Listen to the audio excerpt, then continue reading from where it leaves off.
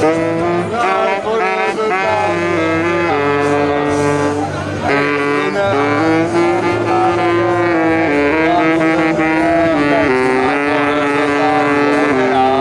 les Jésus! Allez, venez chanter!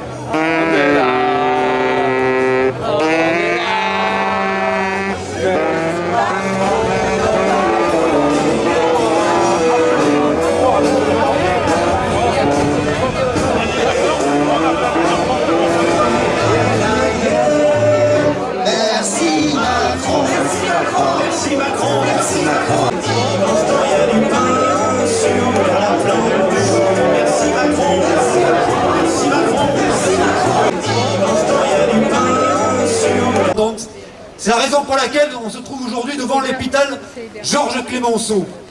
Et comme la semaine dernière, eh bien, avant de commencer de faire la prise de parole, on va d'abord s'applaudir. Merci.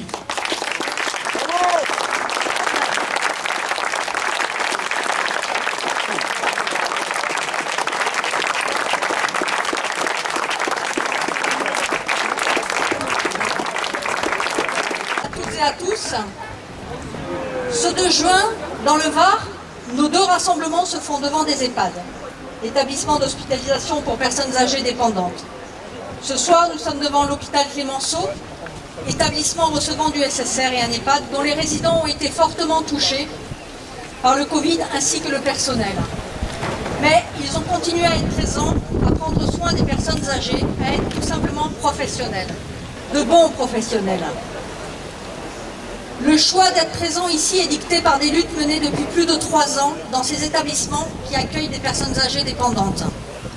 Les luttes engagées par les salariés dans les EHPAD, privés comme publics, luttes relayées par les médias, ont placé ce sujet au cœur du débat public.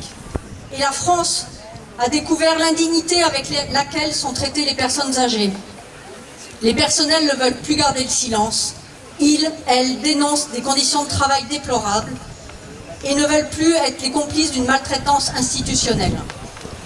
Le gouvernement a été obligé de réagir et une mission parlementaire, Flash EHPAD, a été décidée.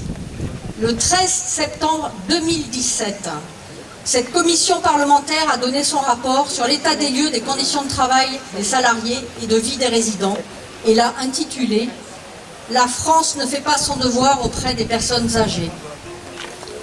Le constat est accablant. Cependant, rien n'a évolué. Les moyens budgétaires nécessaires pour que les personnels puissent travailler dignement, avec des conditions de travail permettant de prendre soin de nos anciens, ne sont toujours pas arrivés. L'une des revendications était un ratio d'un soignant pour un résident. Encore une fois, la France est loin derrière de nombreux pays concernant ce ratio, ce qui démontre le mépris affiché pour les personnels, mais surtout pour les personnes âgées. Encore dépendantes. Une autre revendication est la présence, par exemple, d'infirmières la nuit dans chaque EHPAD, ce qui est loin d'être le cas de partout. Nous demandons également que le personnel en charge des résidents soit toutes et tous diplômés, leur permettant d'être rémunérés comme il se doit. La crise sanitaire affecte particulièrement les personnes âgées en EHPAD, mettant en première ligne les professionnels de ce secteur. Les premières mesures d'urgence des pouvoirs publics n'ont pas été de prioriser les EHPAD, ce qui veut dire pas de matériel, pas de masques, de surblouses, de visières, permettant de protéger les personnels mais aussi les résidents. Au début de la crise, les décès en EHPAD n'étaient même pas comptabilisés. Et dans certains départements, pas d'accès à la réanimation. Malgré cela, les personnels ont fait preuve, comme toujours, de professionnalisme et se sont battus pour préserver la santé des résidents. Les personnels de ces structures sont fatigués, épuisés par des conditions de travail éprouvantes et la tension due à la lutte contre le coronavirus.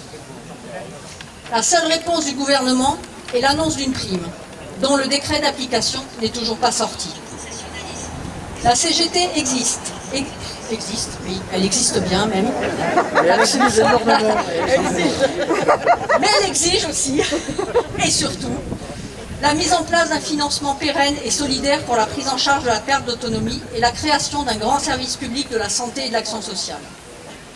L'augmentation des effectifs pour un ratio d'un soignant pour un résident avec des services supports réinternalisés, des effectifs permettant de soigner et accompagner dignement les personnes âgées dépendantes, la revalorisation des salaires et la reconnaissance des qualifications et de la pénibilité, l'augmentation immédiate des formations initiales et assurer une formation professionnelle à ceux qui sont des faisans fonction et qui sont pléthores dans tous les établissements. Contre la maltraitance institutionnelle, pour un traitement digne de nos personnes âgées, nous exigeons les moyens financiers nécessaires pour nos EHPAD. Je vous remercie.